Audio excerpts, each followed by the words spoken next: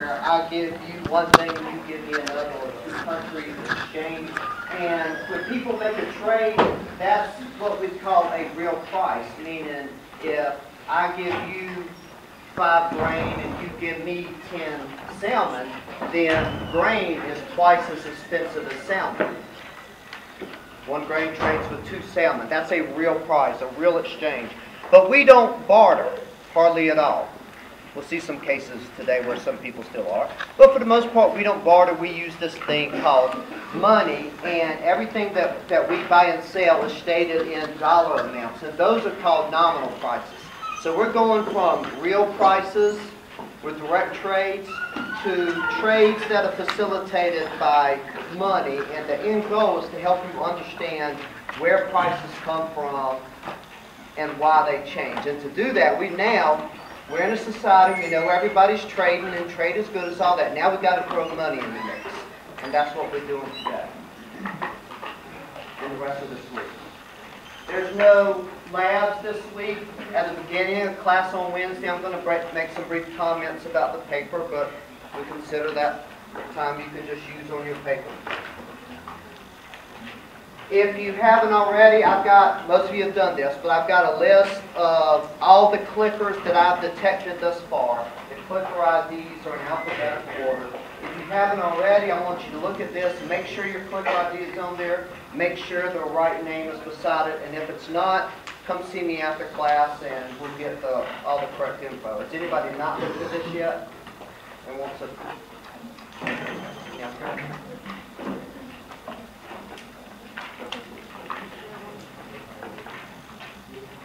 Anybody else here?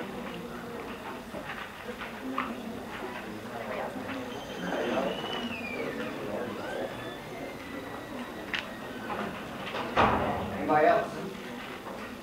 Okay, well, you can come see me after class for more. First thing we're going to do today is do some clicker review questions. This is all practice. You know, economics, there is nothing I tell you that is absolutely true. This is a social science. We're dealing with people, societies, they're very complex things. Really, you may have picked it up, what you're learning here is a way of thinking, a way we think about people trading. And for you to be able to do well in tests, you have to understand how I'm thinking. And when I say something, the meaning behind it. It takes practice to answer these questions. So we're going to practice questions from the trading instruction. And then what we're going to do is, I asked everybody to print off a sheet of paper on money, and we're going to take notes on it today. You can just take notes on the paper. And this is how I want to do things. We've got lots of different types of money here, and I've got letters beside each one. I've got A for the wheel, B, C, D, E. I want you to put those same letters by that money. Because when I go to the board, I'm going to bring all this up, and then I'm going to go to the board, I'm going to say, right, A, and we'll take notes on that. B, take notes on that. So you, on that sheet of paper, when we go to take notes, you can just turn to the back of it, write A, take whatever notes we're going to write. I think all the notes we take today you can fit on the back of that one sheet of paper. So right now, I just want you on that sheet of paper to do the same thing I did with the letters here. If you did print off that sheet, then what you can do is just on the blank sheet of paper write A, B, C, and D. Take the notes that we take today, and then match it with the C right.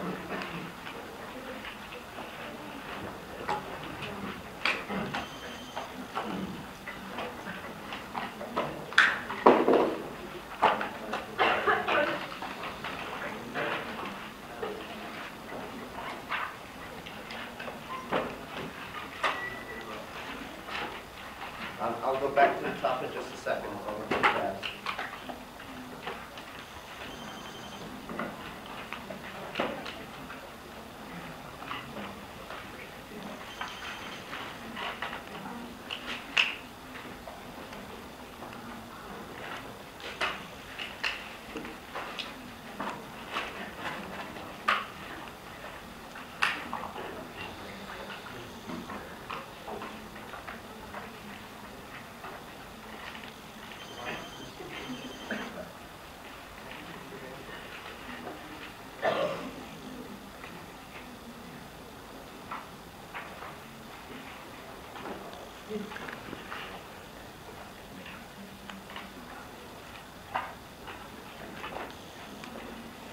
When you're done, I'd like you just don't put your pencil down and start picking your nose so I know when everybody's done.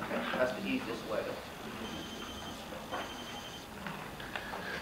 You want me to go back to the top? Okay. A, B,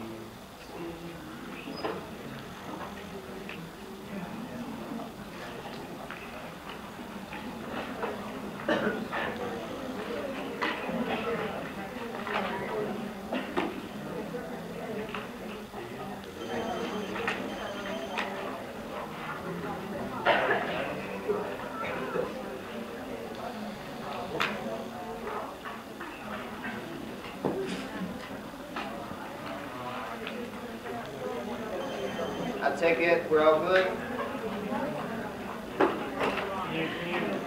I'm sorry? Can you show the bottom page? Yes. Appreciate it.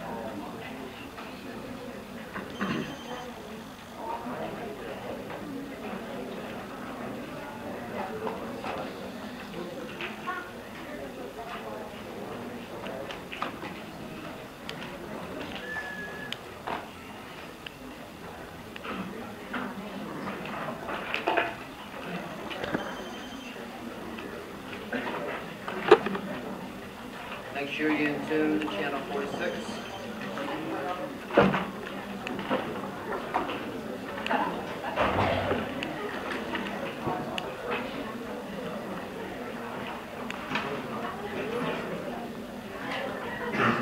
Channel 46. All right, ready? Here we go. Creative destruction can take place in response only to a new technology.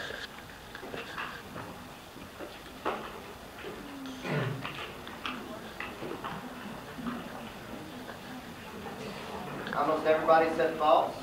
Good. That is false. You probably got that just from being in class. Because we have creative destruction, it's just new, better ways of doing things. It can happen because of technology. That's usually the first thing we think. Or trade. Or what? Immigration. Very good. True or false? The percent of farm jobs out of all jobs was around 60% in 1800, compared with 5% today.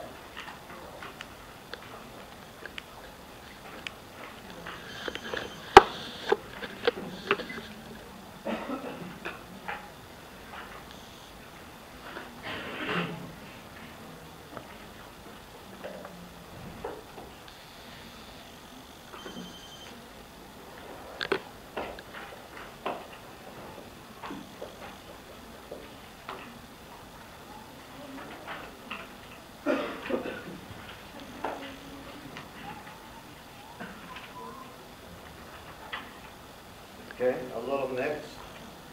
That was a little harder. It is false. And by the way, all of these come from the practice questions for creative destruction. Creative destruction is one article. At the first, right at the top, there's a question bank. It says question 5. That means it's question 5 pulled from there. This is my way of communicating to you that I do want you to know the percent of all jobs that were farm jobs around 1800 and today. And if I ask you in these questions just about 1800 and today, that means that's what you need to know for test, not 1900. Yes, ma'am? Oh, you printed the questions that was printed out? Well, I need to fix that, don't I? No wonder you said true. Thank you. It's actually 91%, right? Yeah, it was like a little over 90% around 1800, and then 1.7%. But you would only need to know like 2 or 1%.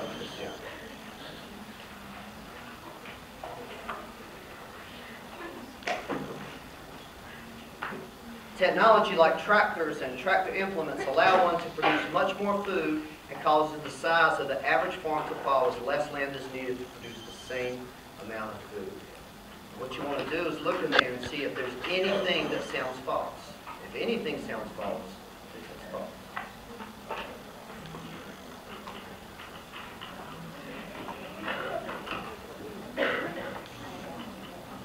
False. What's wrong with that question?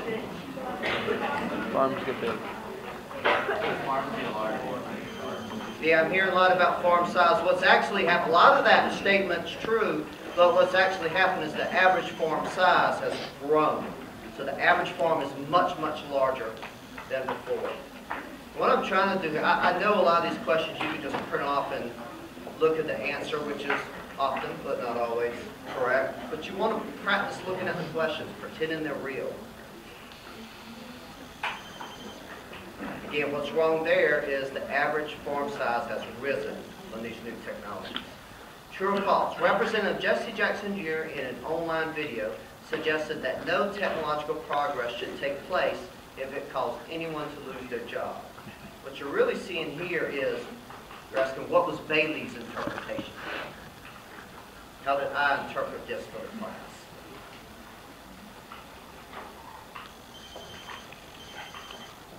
Yes, very good.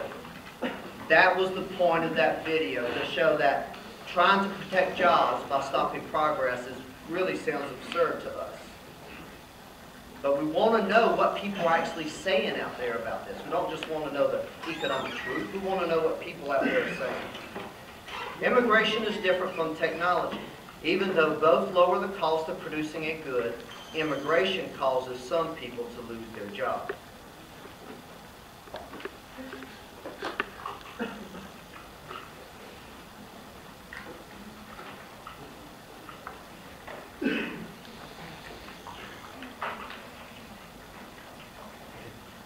This is a seductive, and I can easily see how you would say true to this, because it is true that immigration is different from technology. They go by different names, they're not the same thing. But here's what's wrong about that statement.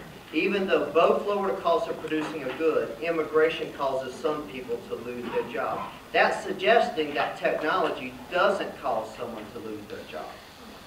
And that's what's so important for this class, is recognizing that if we're going to stop immigration and trade because it causes disruptions in employment, then logically we would want to stop technology too. It sounds absurd to stop technology, and that's why most economists say we should be open to immigration and trade too. Last one, and here I want you to know what's going on in the world of pop culture related to economics. In the episode They Took Our Jobs, the hit show South Park parodies the immigration debate by having people from the future travel to present times to work for lower pay.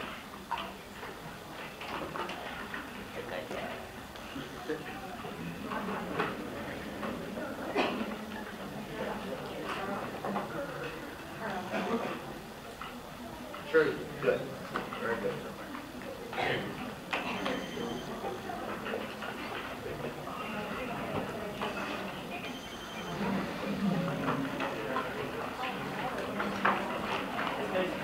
So what you're seeing there, part of this class is just trying to figure out what Bailey's thinking. Because again, there is nothing I can tell you that's absolutely true. All I can tell you is how economists have decided to think about these issues. You're learning how we think. And so you don't have to accept anything I say. You can believe I'm all wrong. But if you're going to learn economics, what you're learning is how economists think. And you need practice with those kind of questions.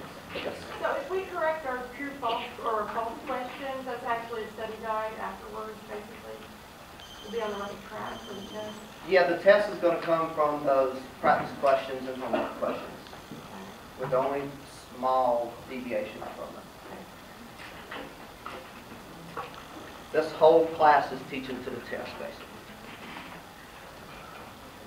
Okay, remember what I'm going to do? I'm going to bring these screens up now. I'm going to go to the board. I'm going to start with A. I'm going to be talking. The stuff that you really need to know, I'm going to write down.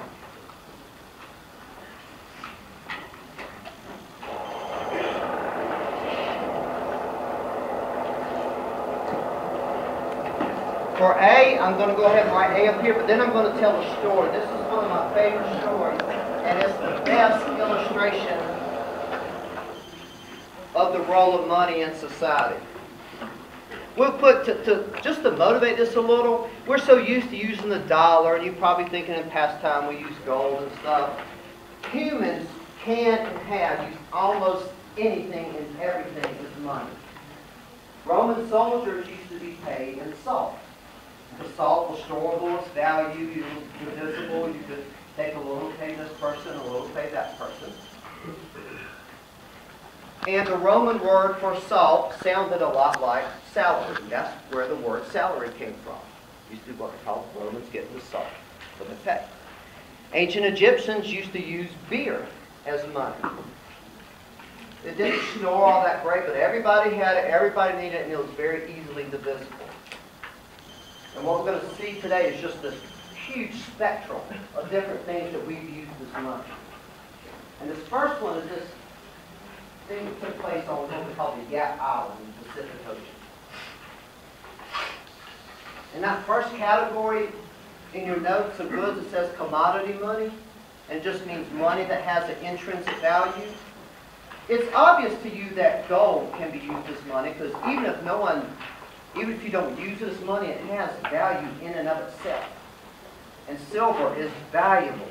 But see that little really rough looking wheel there? The islanders on Yap thought that was just one of the loveliest things they've ever seen. On this particular island, there wasn't gold or anything like that. There wasn't all that much beauty. But if they could go by canoe to these nearby islands, they found this limestone that they could shape into that wheel pattern. Now, they didn't use the wheels for everything. They just looked at it. They just thought it was beautiful. And they would make these huge wheels, put them on their boats, and take them back. And everybody loved those wheels so much that it started to be used as money. You wanted to pay someone, you knew they wanted the wheel, everybody wanted it. If you were selling something, everybody would accept the wheel. So it became a really useful form of money. Some wheels were big, just like having a lot of money. Some wheels were small, just like having little. And this was commodity money in that the wheel had intrinsic value. They loved looking at it. One time a group of Yap Islanders, they went off to the nearby islands to get some of this money. And they made a huge wheel. And as they were coming back, they hit a storm. And the wheel fell out of the water, sank to the bottom. Now, of course, they didn't have the technology to bring the wheel back up, so they were very disappointed. And when they came back home, they told the story of what happened. How they had this lovely, lovely wheel. It would have been so valuable, but they lost it. You know? What are you going to do when some lose some? But the people there said, you know what? We believe you, and we're going to count that wheel. Meaning we believe you made that wheel. We believe it was just as beautiful and big as you said. We know we can never look at it because it's at the bottom of the sea, but we're going to count it anyway. It counts as one wheel, this high, this wide.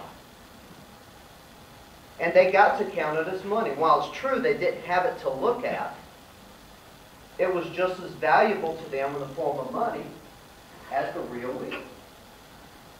And so we went from this commodity money that was real, had intrinsic value, to something that was just in your mind. It's imaginary money. It really is this. You just believe that it's this. It's just like a U.S. dollar. A dollar is just a piece of paper. The piece of paper intrinsically, no value. But you believe it has lots of value. Same thing. And you can imagine those wheels. It's really hard to be pushing these things around to buy and sell. Well, they got to the point where they said, you know what, we don't need to be pushing these wheels everywhere we need to buy and sell. Let's just keep them wherever they are. Meaning, if I had this wheel in my backyard and I wanted to use it to buy 5 pigs from you, I could just go to your house and say, I'll give you that wheel for your 5 pigs. And that person would say, okay, I'll take it. Just leave the wheel where it is, though. And then the wheels just started staying in the same place. It didn't matter where they were anymore. I guess there was so many around, there was enough beautiful ones to look at. That's another example of how they went from commodity money to money that is physical composition and it's just doesn't really matter anymore. And as we go from this commodity money to this thing we call fiat money today, we're going to be making that transition. And say, so A in this island highlights what I want you to know. That the wheels had intrinsic value.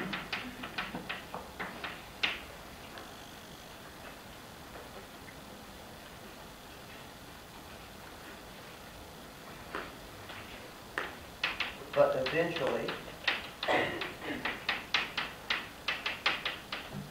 it didn't matter where the wheels were.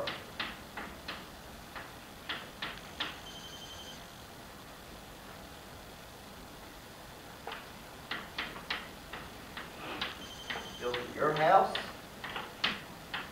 who cares? Bottom of the sea,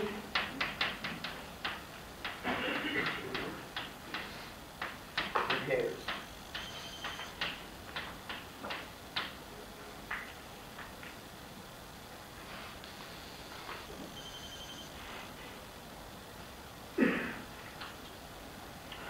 Going on with intrinsic value, eventually it didn't really matter where those wheels were. Your house, bottom of the sea.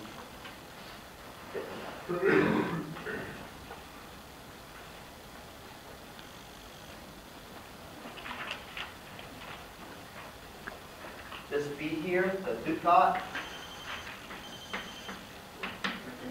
that's just gold.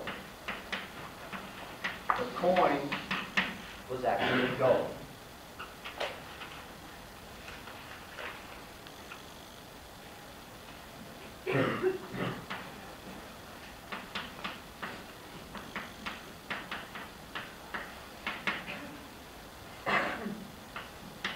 This ducat was basically the euro of, I'm going to say, the Enlightenment age.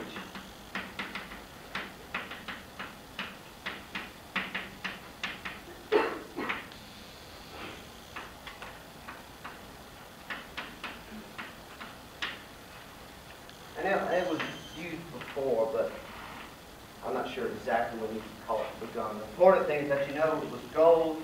And it was when the king of Spain wanted to send money to the Empress of Russia, they would probably send just ducats. Gold money was accepted everywhere. Commodity money, we definitely know that. That's value. See, the Roman dinars,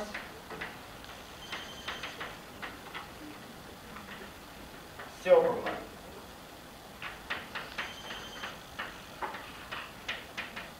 Silver had intrinsic value.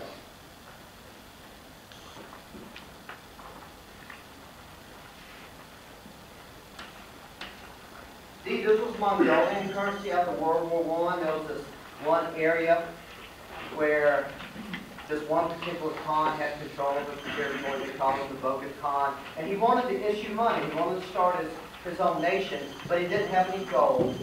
And he didn't have any silver to back this stuff. And people wouldn't just accept printed money from this new nation they never heard of. And so he had to think, what did he have of value that he could use to back up any money he issued? And the Mongolians had animals. Horses, cattle, camels. And so, although the paper money, it was paper money, but it was backed by livestock.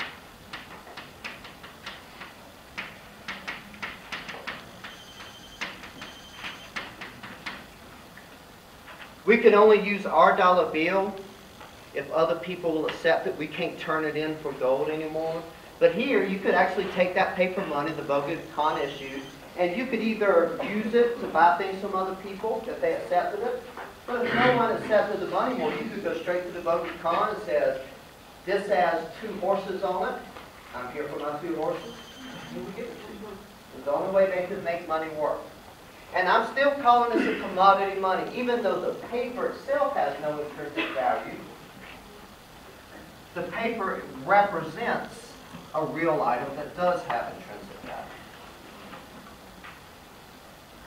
So it doesn't matter so much as the actual thing you exchange from one hand to another as value. It depends on if it's stacked by anything. If it's stacked by anything of real value, it's commodity money.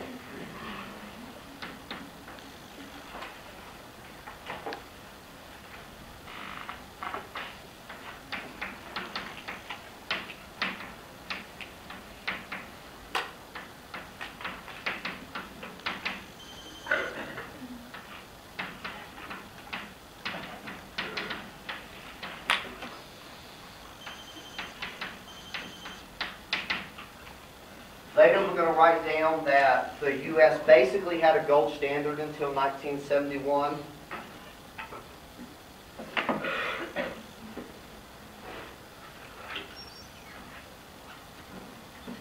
But there was people that walk around with gold. They had paper representing gold. And, you know, when our nation was first made, we didn't want this one big federal government to have lots of power. Alexander Hamilton wanted to be their one U.S. currency, but Thomas Jefferson did not. And so as a result, different banks could, for the most part, just print their own money. Different states could print their own money. And whether you accepted that bill from this bank depended on whether you trusted that bank. It'd be like if you got a dollar bill from Stillwater National Bank that said you can come there and get a certain amount of gold. There was a different dollar bill from a bank in the town of Perkins.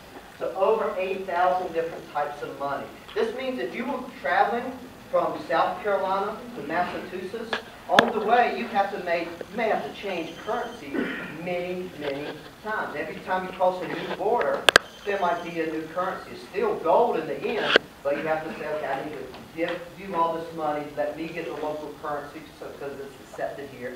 And it was a big mess.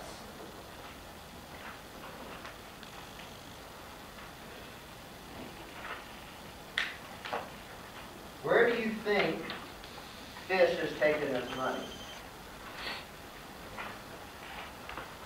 On coast? What? On coast? No. We'll guess that. What do prisons use as money? Cigarette? Nope.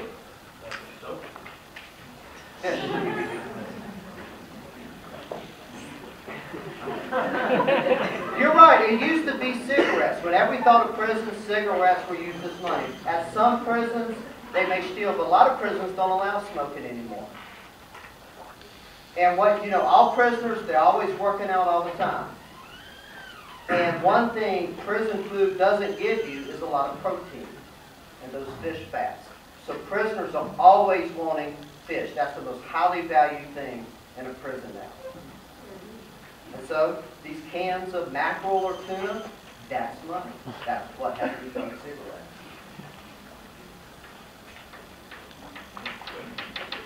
And it is a commodity money. It may not be gold, but the fish itself is inherently valuable.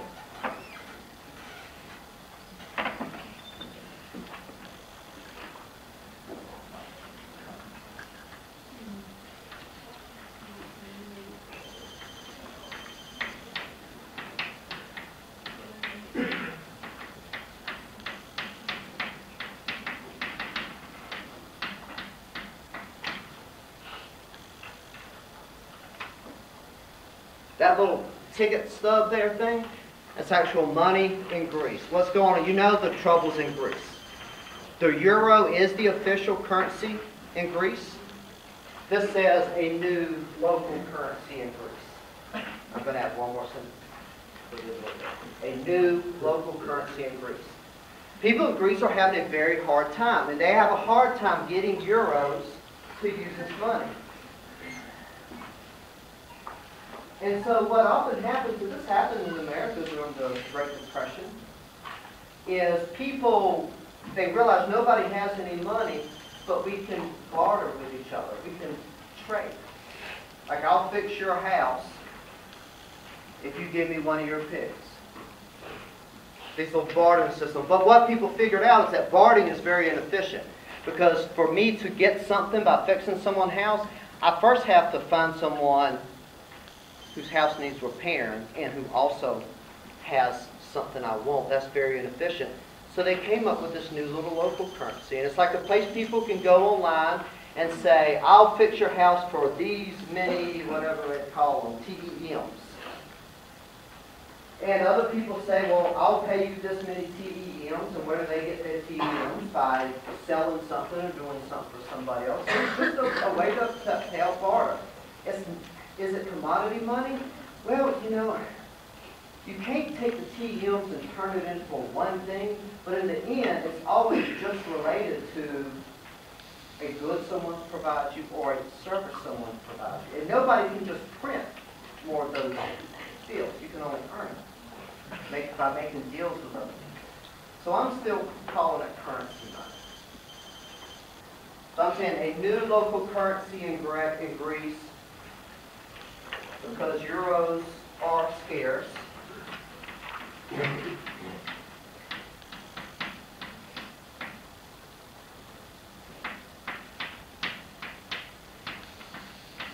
And people want to borrow. I'll say want to trade. So this is a new local currency in Greece because euros are scarce and people want to trade.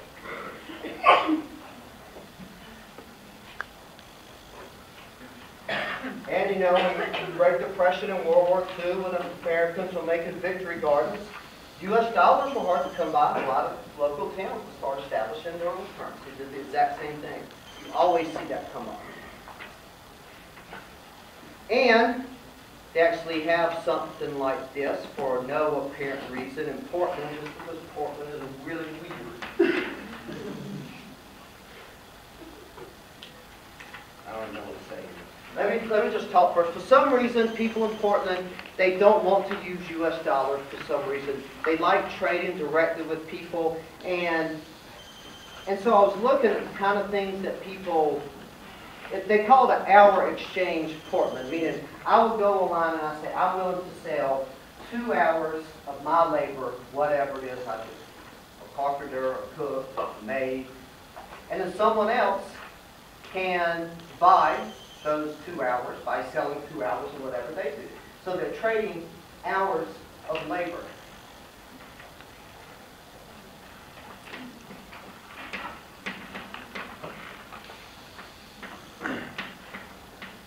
They're trading hours of labor. That is the commodity.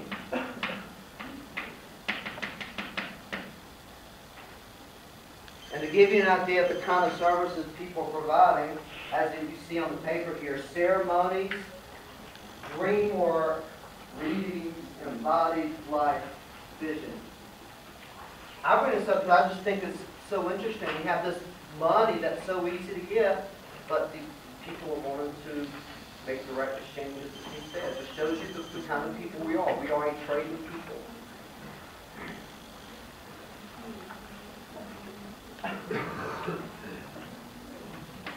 Okay, now we're getting into debt as money. This may seem a little weird, but basically, instead of having money backed by a commodity, it could just be debt, meaning if you owe somebody money, well, they can make a trade where you owe me now. That commodity is the money you owe someone that you're now going to pay me, which I can use as payment to somebody else. Now you have to pay that person. They don't really care for you to be paid, so they use this money to someone else. And as time goes along, that original person never actually has to pay the money back. This has happened. This happened in England one time. The king issued debt. Said, we're going to sell these things, and at some point, I'm not going to tell you when, but at some point, I'm going to pay back this much money. And you got little coins, said you could get this much of that debt. And those coins started to be used as debt. And people got so accustomed to using it as money, they didn't care that it was money the king owed you. And the king could just sit back and never actually pay the debt. It ended up being used as money. It's happened a good bit of time. This thing I'm showing you here, I want to show you where the origin of the word stockholder came from.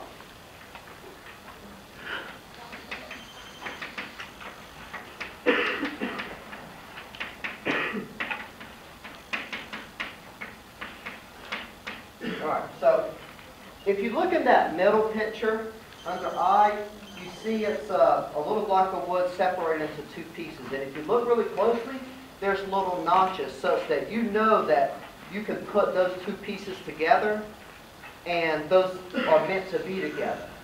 You can tell that they were made together. They're meant to be attached to each other and nothing else.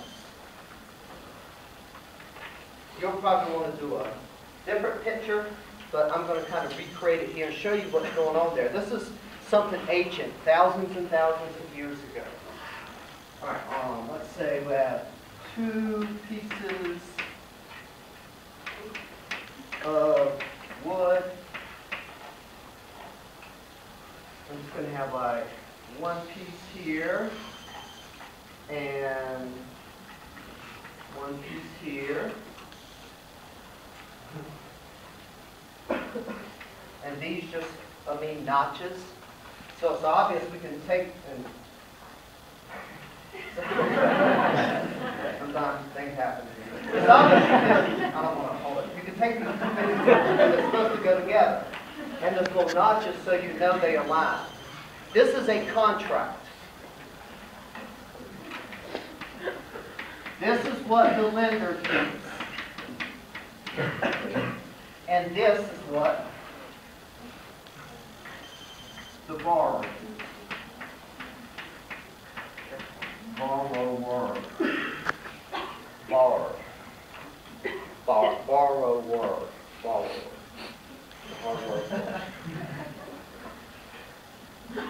This is a contract. A loan contract. They found these everywhere. Archaeologists have. What it means is when you get together and someone lends you money, this is your contract. And it's obvious these two go together. If you put these with any other piece of wood, it just doesn't fit. The lender takes this away, the borrower takes this away. And when the lender is ready to get his money back or the borrower is ready to repay, they bring the two sticks together. It matches up so you know you're repaying the right person. And you repay whatever it is that you borrow, cows or whatever, doesn't matter. Now that, thus far, is not money. It's just a contract.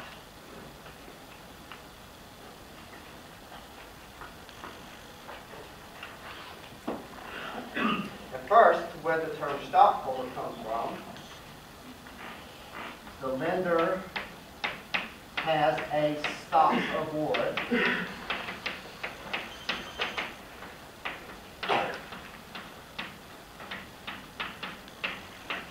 Just like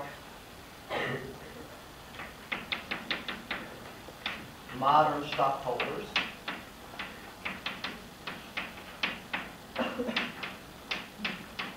They have the corporation's money.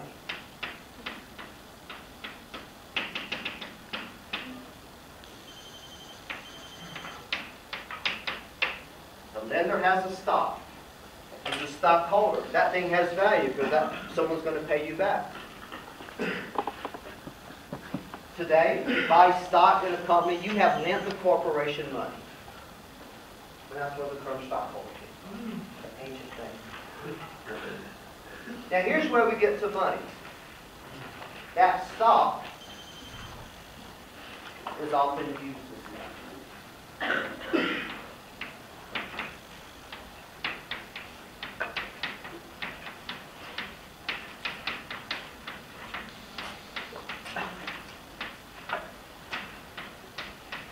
If I was going to repay 50 cows, then what that stock represents is 50 cows.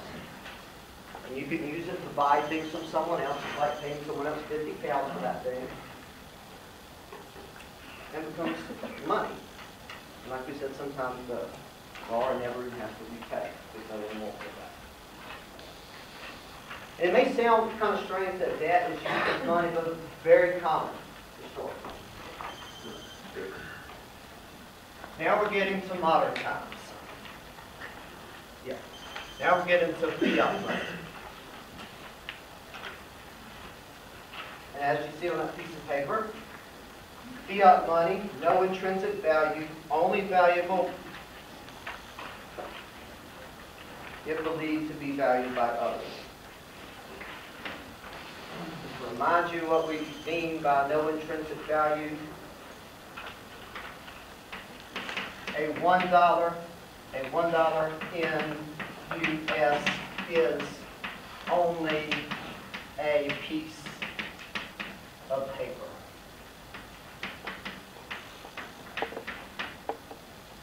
That's what fiat means. It could be a little coin that isn't really worth very much. A dollar bill is just a piece of paper, but there's nothing else behind it. Meaning if no one else wanted that dollar bill in return for payment, then you're stuck with a piece of paper and that's it. You can't turn it into gold. for the Bogan Cons livestock. It's just a piece of paper.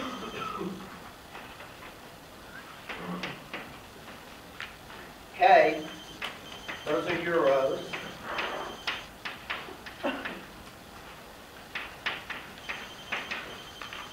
Just paper and cheap coin. Nothing else.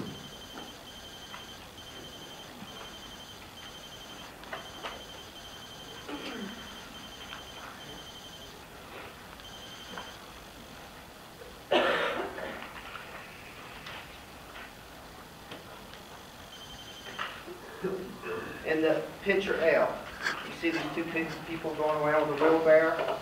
Here's what happened. A man was working in Weimar Republic in Germany, 1922, and it's lunchtime, and he got paid for his 5 hours of work that morning. He gets paid enough dollar bills that he fills up that wheelbarrow. They take the wheelbarrow down to the shop and immediately spend it. That's why he got paid at lunchtime. They're going to spend it, then he's going to go back to work. He's going to work the afternoon, he's going to get paid again. Then they load up the wheelbarrow and they immediately spend it. Because just as soon as they spend it, prices are going up again. That night, when they light their stove, I'm not exaggerating, they'll help light it with those dollar bills that they were paid. They're so worthless. When they need to wallpaper the bathroom, a lot of people would just wallpaper it with those dollar bills. Why do you think those dollar bills were so worthless? Inflation, but why was there inflation? Yeah, if you could just print paper and people accepted the money, why not keep printing? We're going to see, we've done that a little bit. But this was Germany. After World War I, we said, you owe us a whole bunch of money because you were very, very mean to us. And Germany said, well, we can't pay you back all that money. That's a ridiculous amount. Oh, yeah, we can. We'll pay you back. Sure. Give me a week. Here comes the trucks with all the money they printed. That's one thing Germany had to do to help pay their debts. Both the foreign countries and the citizens of their own. They just printed a hell of a lot of money. And we're talking about inflation rates in the thousands of percent. And it's even been higher inflation than that. We're writing here, we're going to write here that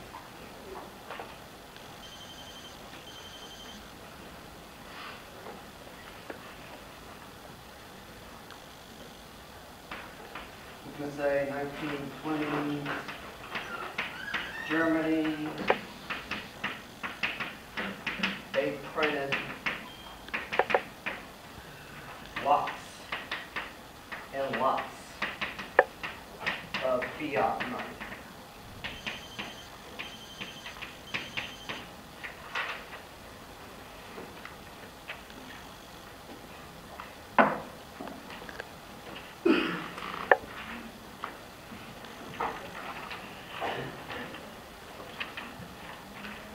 And one other thing, resulting in huge inflation.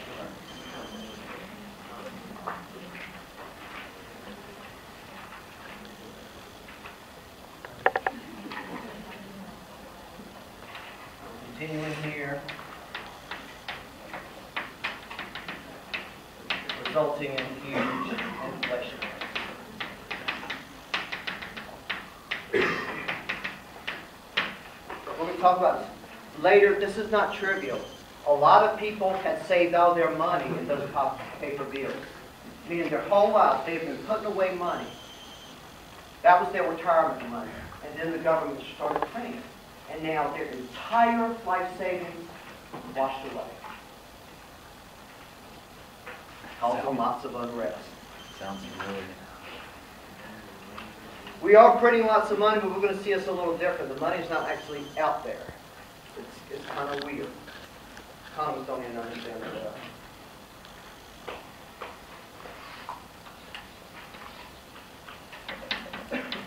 M, paper bills used to wipe yourself.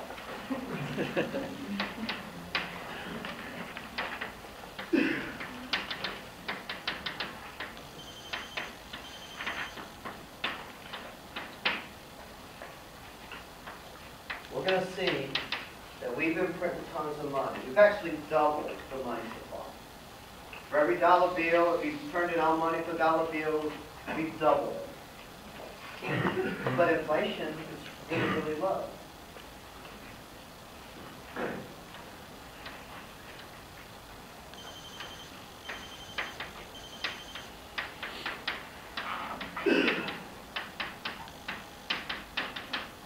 But at the same time, it's not out there. It's not in people's hands being spent. So it's kind of weird. What we're scared of is it is going to start getting out there. And if it does, we're going to be in trouble. For now, we seem to have faith that Ben Bernanke is going to be able to get it all back. Last thing. Back to Jay.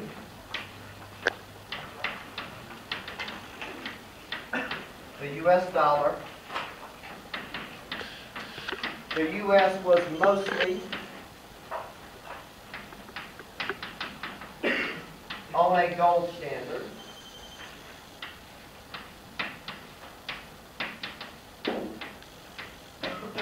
I say mostly because it's set for wars.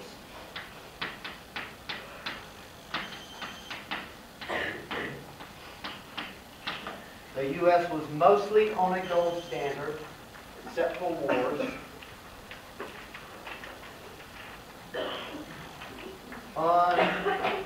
Until 1971. Tricky Dick said, no more. And now we can print as much money as we want. But we put it in the hands of a thing we call the central bank. That's the thing that we have thus far. Anything else I need to say or talk about? Okay, I'll see you Wednesday. Remember, if you haven't looked at the clicker thing, see if I have your clicker registered, please come look at it.